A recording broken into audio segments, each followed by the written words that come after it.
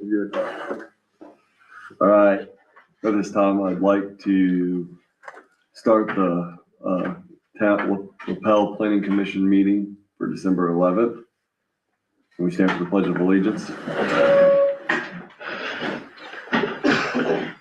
I pledge allegiance to the flag of the United States of America and to the republic for which it stands, one nation, under God, indivisible, with liberty and justice for all. This time, can I get a roll call? Brian Robertson. Here. Matt Wood. Here. Justin Mays. Here. Brandon Hutchison. Here. Diane Pressler. Here.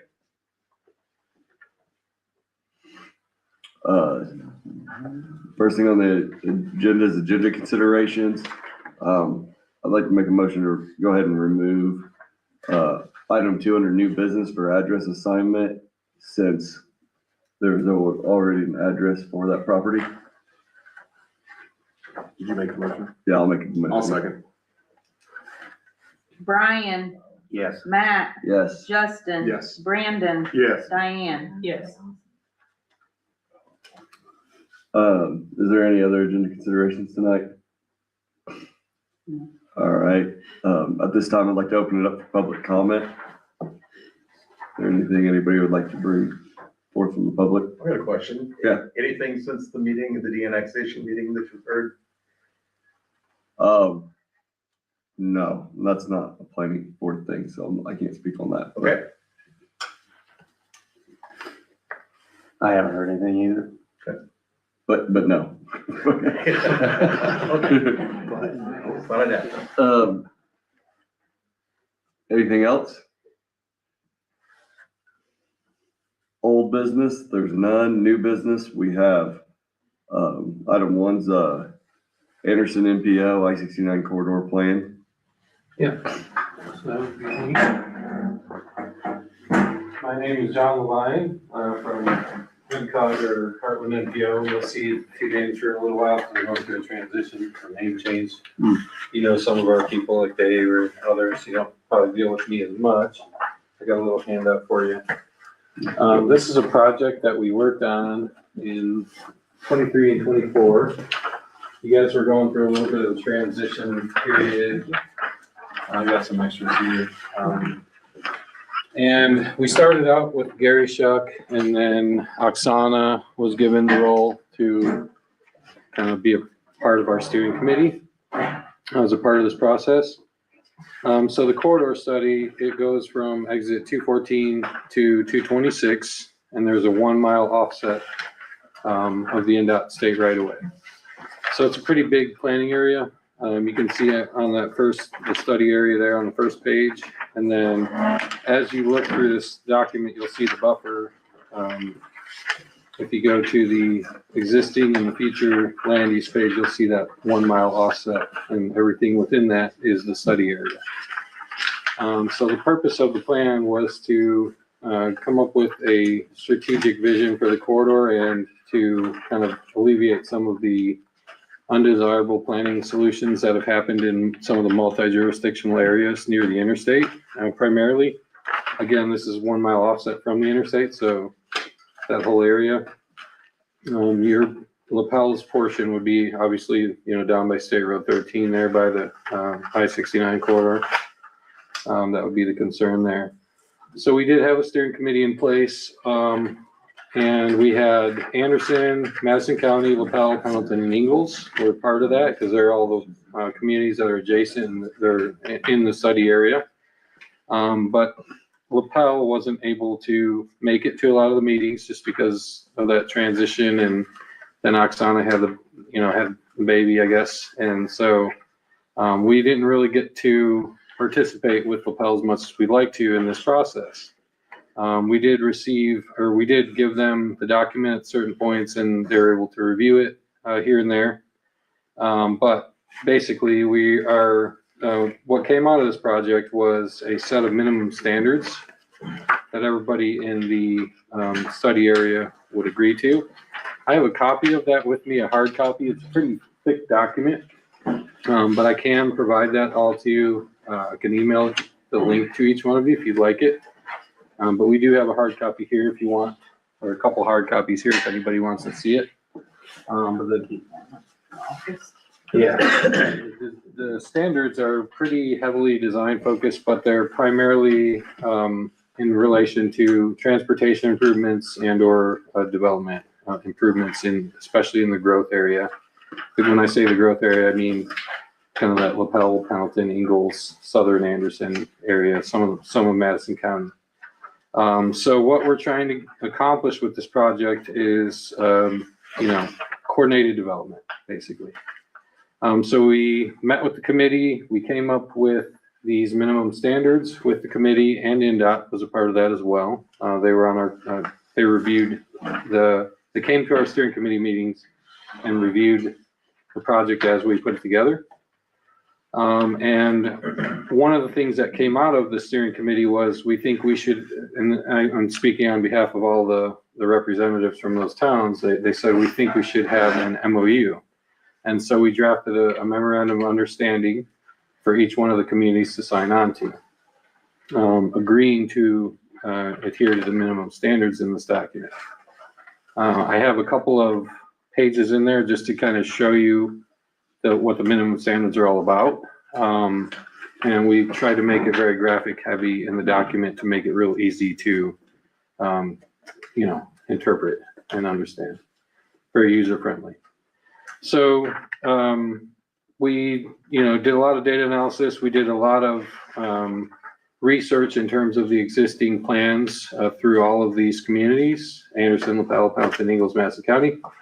And we drafted a set of minimum standards, meaning they're attainable for the communities. They're not too watered down or too relaxed that, we don't accomplish anything, but they're also not something that wouldn't be feasible for a lot of the municipalities to be able to do. So again, it's just think like some of the interchanges or some of the access to a business or some of the subdivisions that you may not be happy with in the area. That is what this was drafted for, was to help these municipalities coordinate with one another and kind of alleviate some of those uncoordinated planning decisions.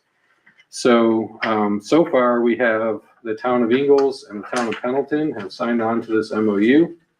And then I just sent it over to Jessica Baston at the county today, and we're hoping that they're going to sign on soon as well.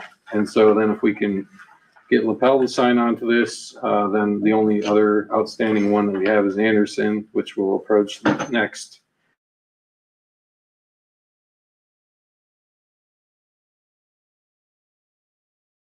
Overlay districts for this area as well. So just so you know, the minimum standards only apply to the study area, not to the whole town of Lapel. Okay, so that's a really important distinction there, is you're not going to have to change any of your ordinances for your town or change, implement this throughout your town. This would only be for the study area as of right now. So that's an important distinction there. Are there any questions at this point that I can help you try to understand this? It is a long process, so it's going to be hard for me to explain to you briefly here in 5 minutes, but if you have any questions right now, I'd be glad to take them. Where does this actually affect us? That may be something you may do. Like what area for us? It's very little of us. Yeah. It's So there's like the extreme southernmost section of town. Okay, Like a few parcels north of 700, and that's about it. Yeah. I have one question. I've seen a lot of communities that are these street trees.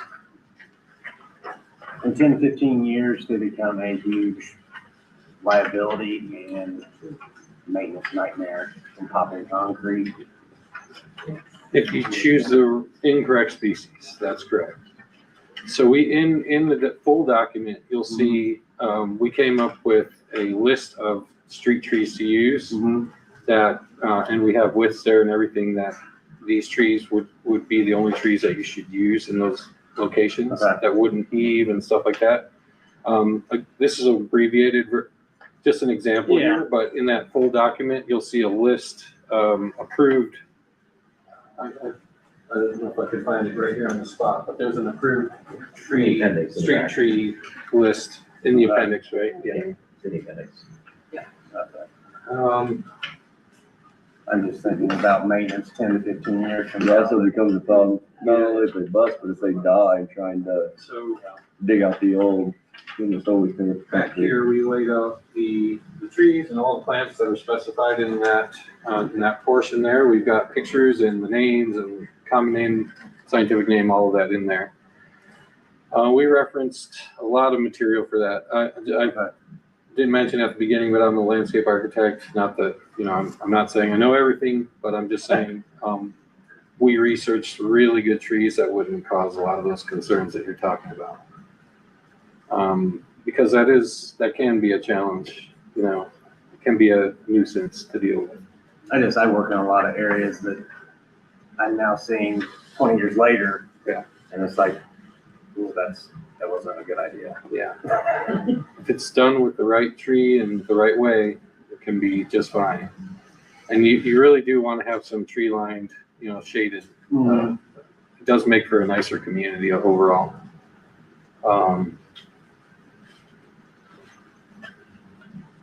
Do you have like a lighting standard, stuff like that? Lighting, signage, billboards, you go on down the list. We have stuff that, for,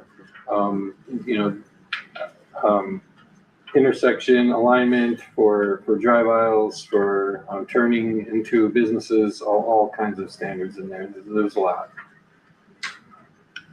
Yeah, in the full document, there's quite a few. Could I show them this copy here? Yeah, that's fine. And then the standards portion.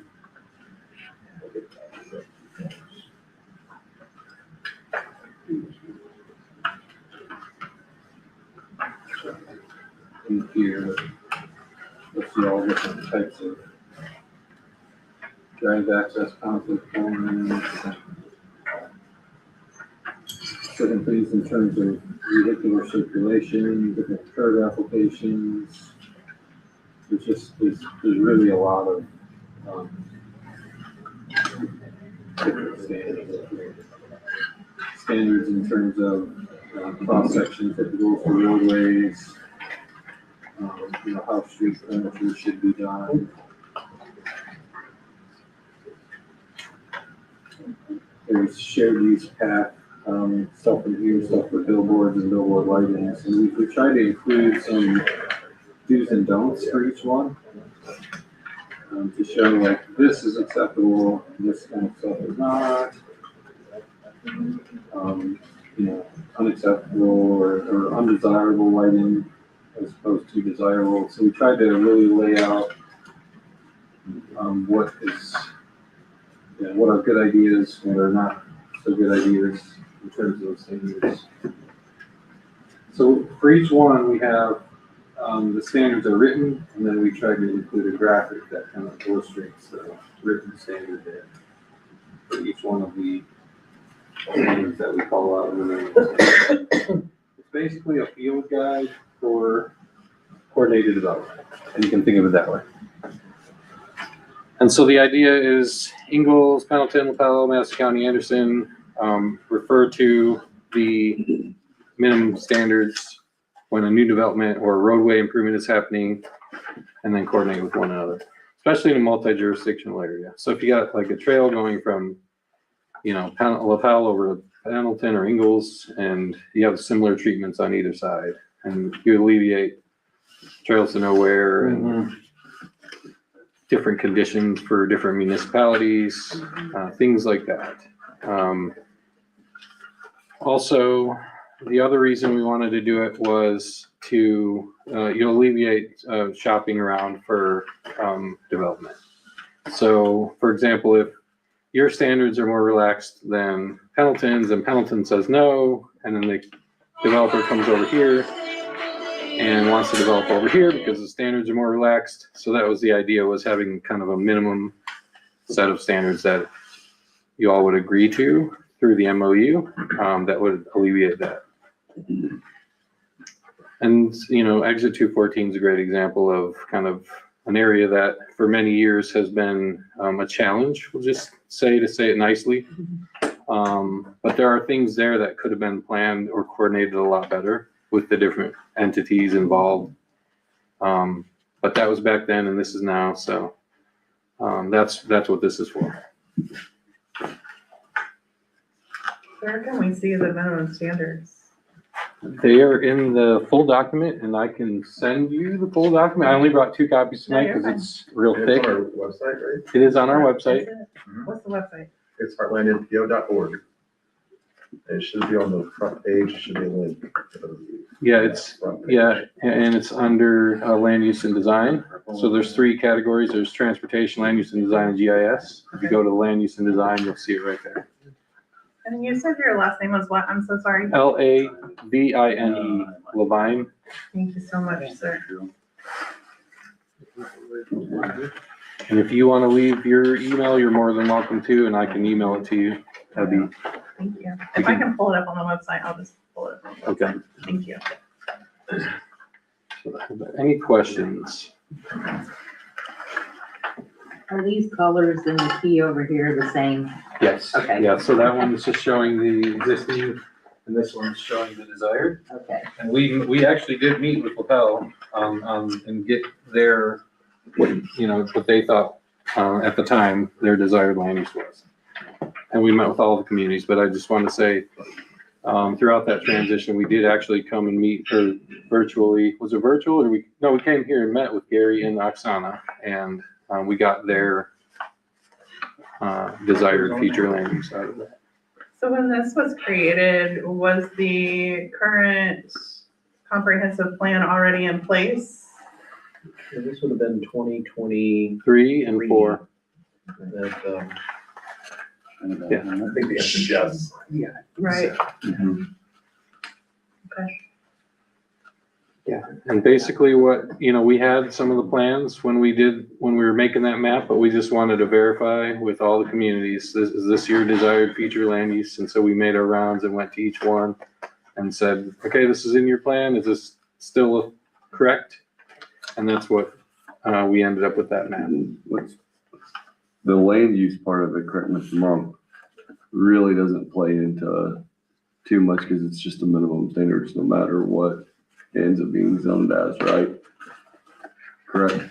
It's like your land use map here, future land use map doesn't really play too much into what you're asking for, right? No, I mean, that's just a guess of what's gonna be there. right.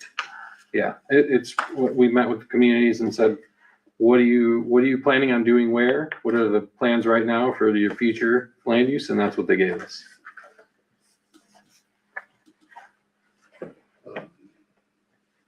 And the reason for doing that is because in the back, we have some projects that we outlined or that we identified with the committee. And some of them were roadway improvements and things of that nature. So that's kind of why we wanted to know what the future land use would be. And to see where the development, where they're planning on putting homes and things like that. For the 400, and this was 12 years ago, there was approximately 400 homes that would be affected by this. Have you personally reached out to those homeowners to let them know, hey, this is what we're projecting, this is what could affect you? Well, are you talking in regard to the land use map? Just about the MOU, like this is what we're looking at. There's approximately 400 homes that could be affected by this plan if the mutual agreement takes place. So I was just wondering, have we reached out to our community members to let them know that this is possibly a possibility, or? No. If it's existing, if they're actually on the ground, it doesn't affect them. Okay, It's only for We new don't have- construction. a new construction? Or if you were to have like a change of use, Okay, Changing your building footprint to add it on Right. top of your house, just like you would if you would normally go through the plan commission. right, that's what my question was, And I for guess I didn't verbalize it very well, For sorry. the town's part of that, we have very few houses affected by that in that area. Right. There are some, but it's not a lot. And most of those people who own land and are very much aware of what's going on. Today, Yes. today, very few homes. Yes. Yeah, like for Ingalls, Ingalls has got a substantial number of homes that are on the docket and either through process or getting ready to get processed over the next 3 or 4 years. It's a lot, about 2,000. And that's where I was thinking more of, was south of 69 there. But, one of the things that, when we also did it, was to try to protect the communities that we serve. Because if you have the lowest standards, don't assume that the best developers will always come. And so, one of the things we would like to do is to, attract the best that we can, whatever it is, in terms of business, manufacturing, or homes, anything like that, a wide range. It's not meant to be exclusive, it's meant to hopefully add value long-term. And I'll just kind of address the question on street trees. They can be maintenance issues, but street trees are proven nationally by studies to increase property values. People do like to live on tree-lined streets, if they have the options, and that's been shown in surveys. So, and realtors will tell you that trees add value to homes. Mhm. Especially if they're not ornamental trees, but they're trees of substance. That's not to mean that ornamental trees can't add value as well. And I'm not a landscape architect, John is, but yeah, so, that was, he's already talked to you about that, but that was our prime intent, was to try to get our communities to realize that you don't want somebody going from one community to the other just because they want to evade a standard, because it's probably maybe someone you don't want in your community. So, You guys have recently had that issue, I think. Yeah. You've dealt with that a little bit. Marcellus, have you had time to look over this at all? I did a pretty quick run through of the full standards, and nothing really jumped out at me as being objectionable. I think it's a pretty easy thing to accomplish with an overlay district. That would just have those standards as its standards, and rather than being a new zoning district that needs to be, that like all the properties need to be rezoned into, it just lays on top of whatever their base zoning is. And so, you know, whichever standard, usually the way that works is whatever standard is the stricter standard is the one that the person goes with. This is something that maybe, you can look into more and we can have a discussion about it next month. Mm-hmm. Yeah, that's a good idea. So if you're curious as to what that looks like, Hamilton's just recently passed their overlay district. For all of their gateways. Yep, all their major corridors. They just did it leave along that with with ours. We brought a copy of that for you guys to peruse, see what Hamilton's look like. How will that affect our TIF districts and our TIF money? what's that question? Graham answered me. She got it, doesn't, This map here shows their. they still gotta pay whatever they got there. Through Pendleton there that they just Yeah, incorporated in for your the, value, it's their overlay district. Right.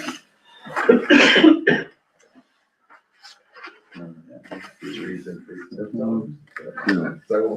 No, I was just curious, like Property values go how, up, yes. right, property values, and will, like, if, since trees are a big subject, will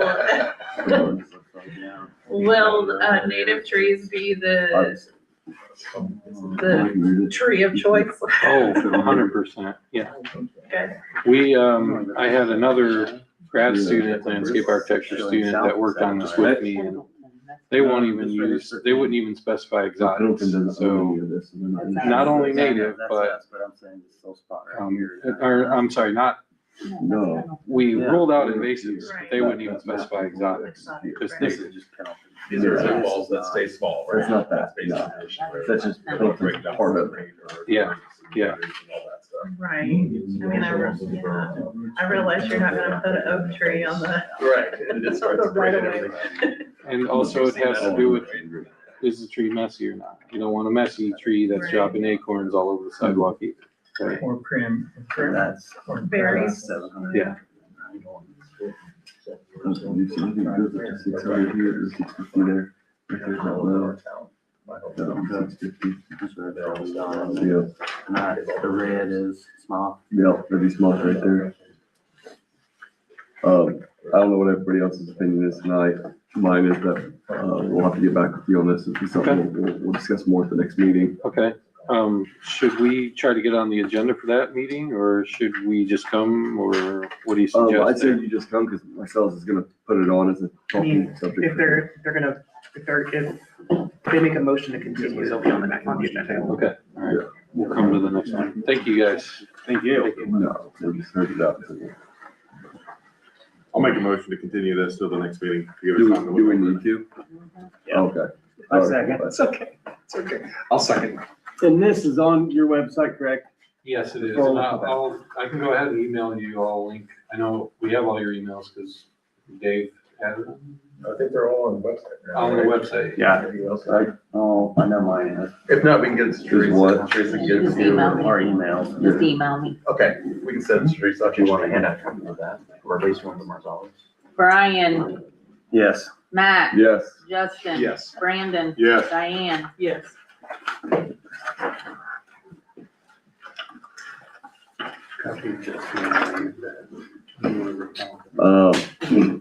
Next on the agenda is planning commission discussion.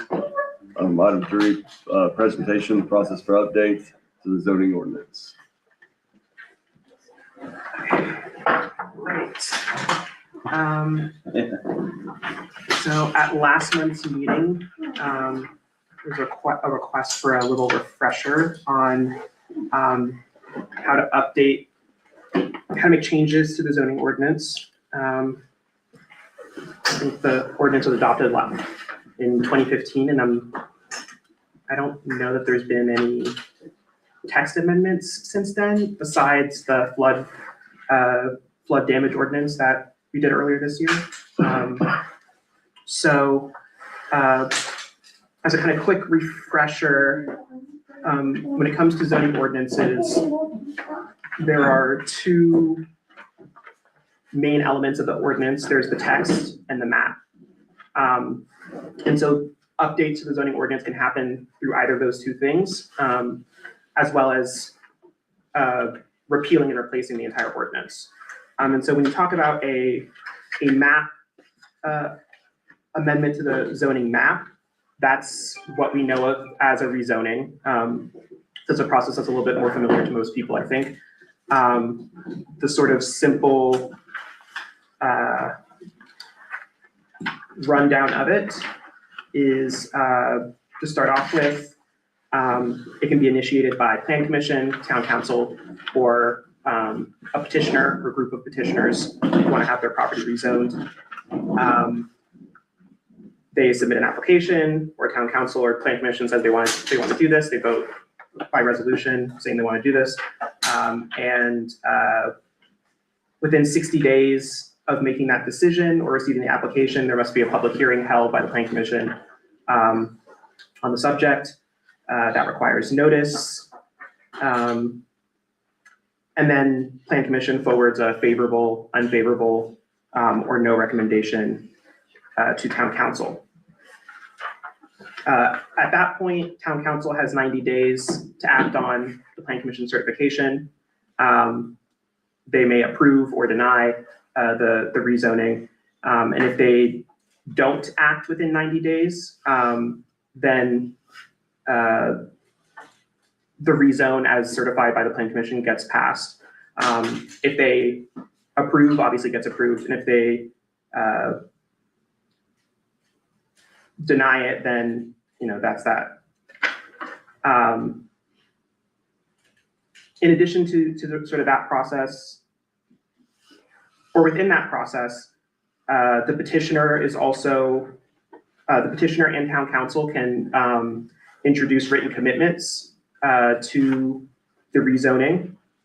And the petitioner might propose these written commitments when they're applying, or they might propose it after this meeting, hearing Plan Commission's concerns, hearing the public's concerns.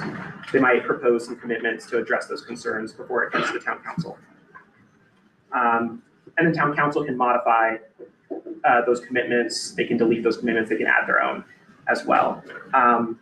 If any of the commitments get changed, however, then you all get to review the commitments again. And that doesn't necessarily change the final outcome, but it allows you to change your certification of your recommendation. So maybe you didn't like it, then they introduced some commitments, and now you've reviewed it again, and now with the commitments you do like it. Or maybe you liked it, but then maybe town council or the petitioner removed some conditions or commitments, and now you don't like it. You know, gives you the chance to sort of change your mind on that. So that's a rezone, otherwise known as a map amendment. Are there any questions about that one? Okay. The next process is a little bit more complicated. This is a text amendment. So with a text amendment, you're changing the actual standards that are in use, whereas with a map amendment, you're just changing where those standards are being applied.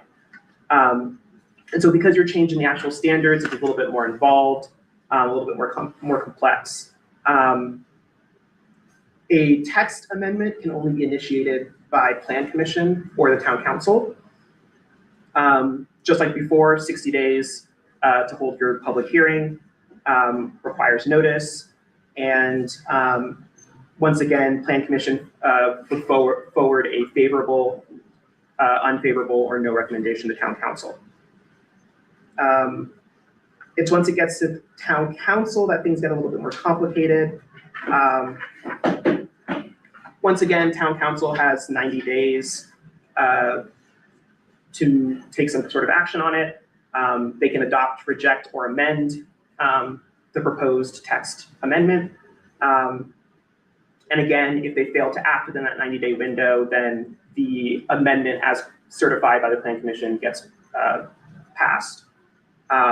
They can review it, and then if they continue it, that satisfies the 90 days. Right. It's just if they do nothing, right? Yeah. It automatically passes. Well, You have to take final action within 90 days. right. It's so. Final action, okay. So it needs to be a final action. So you need to either accept it, deny it, or amend it within 90 days. You can't just keep continuing it forever.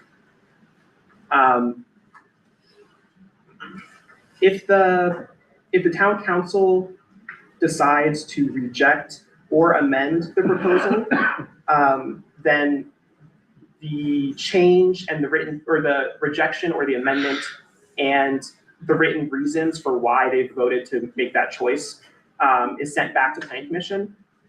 And Plan Commission can either approve of the amendment or rejection, or they can disapprove of it. And if Plan Commission disapproves of the amendment or rejection, then Town Council has to vote again to confirm their decision and essentially override Plan Commission's disapproval. That's a 45-day window on both stages of that. So when Town Council makes their decision, Plan Commission has 45 days to respond, and then Town Council has 45 days to respond to that. They said 90 earlier. So 90 is for the initial. the initial, Okay. yes. This is just keep stuff from getting drug way out. Right.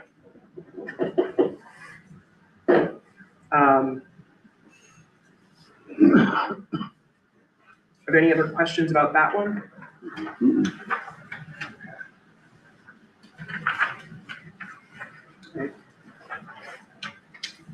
Okay, and the last option is a full replacement. So this is, we're rewriting the code essentially from scratch. I mean, obviously you can reuse a large part of the code, but Would this one also work if we were adding, like if we're adding a zoning district code?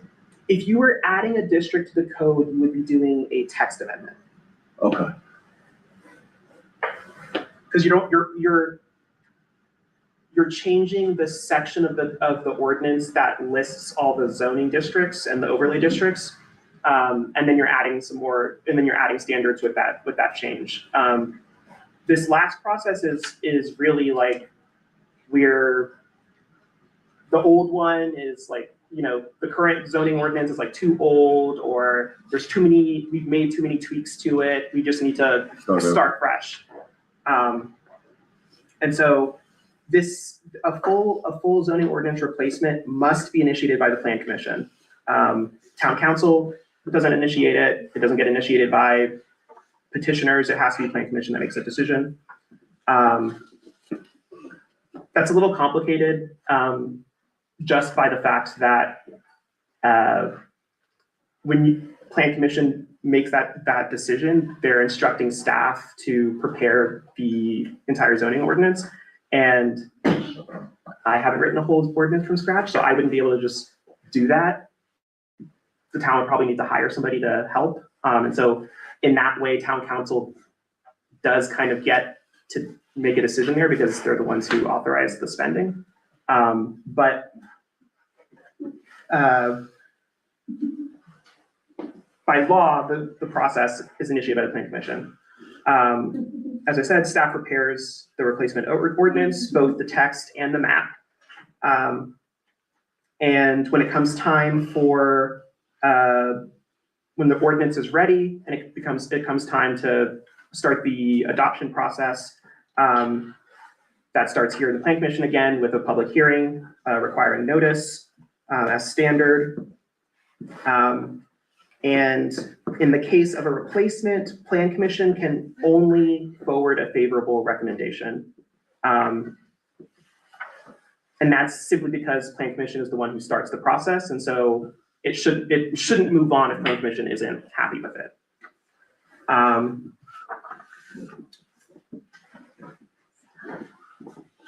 At the first town council meeting following the Plan Commission's favorable recommendation, town council shall either act immediately on that certification or decide to hear it at a later date. So that's a really tight window for Lapel since town council meets the following week. So what will most likely happen is town council would decide to hear it later because a week to read a whole ordinance is a lot. And then, of course, if council decides to consider the proposal at a later meeting, then a second round of notices must be given. Once again, town council can adopt, reject, or amend the proposed replacement ordinance. And basically the same process that we just discussed with the text amendment, where, if council rejects or amends the ordinance, Plan Commission gets to respond. That same process is at play here as well. So again, those 45 days to respond to a council amendment or rejection, and then they get 45 days to respond to Plan Commission's response.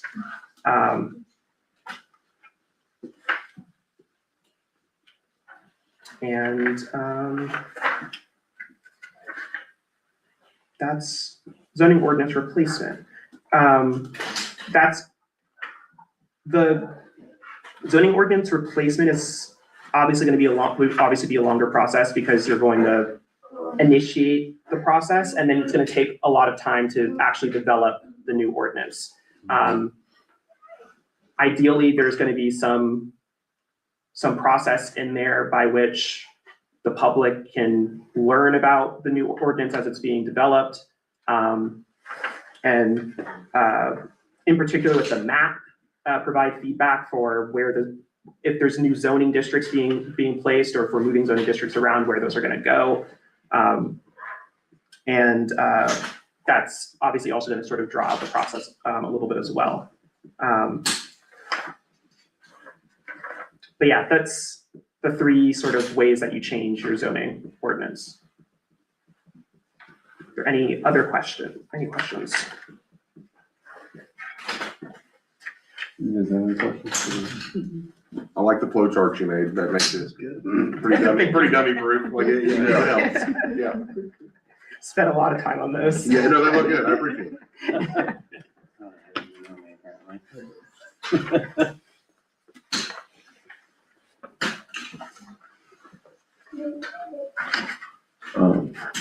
Next on the agenda is the planning administrator report. Great. So this past month, we had the town's first use variance case under the current zoning ordinance. That was BZA 2025-07, which the BZA did approve with some conditions.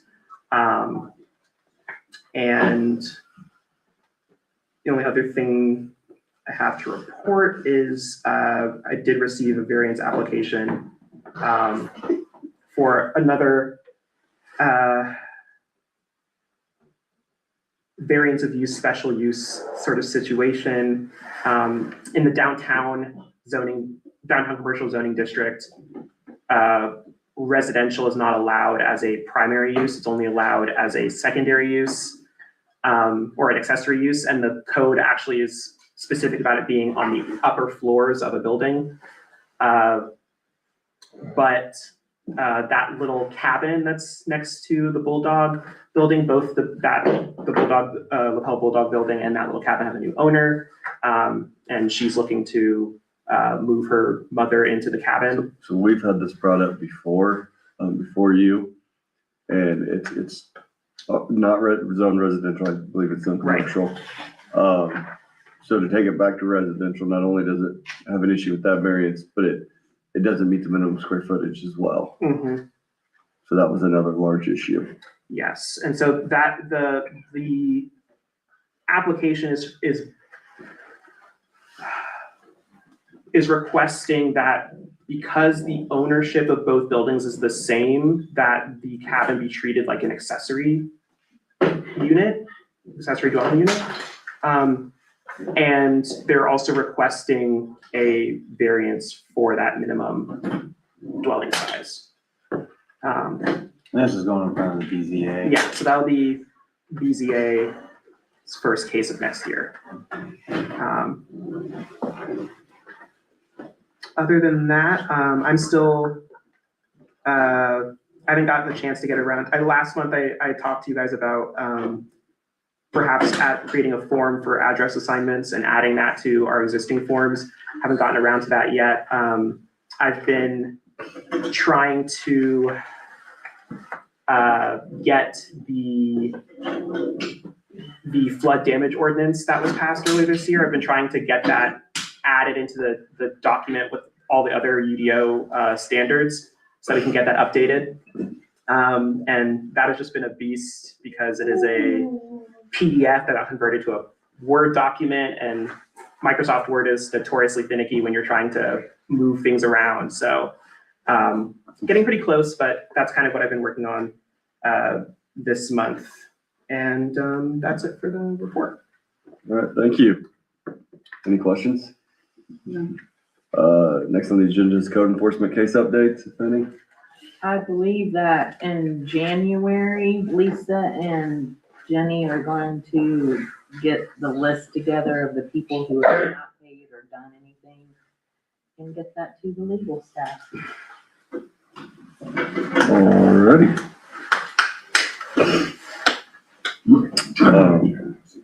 That is all. Then at this time, I'll make a motion to adjourn the meeting, with the next meeting being January 8th of 2026. This is 5/2026. I'll second. All in favor? Back in time.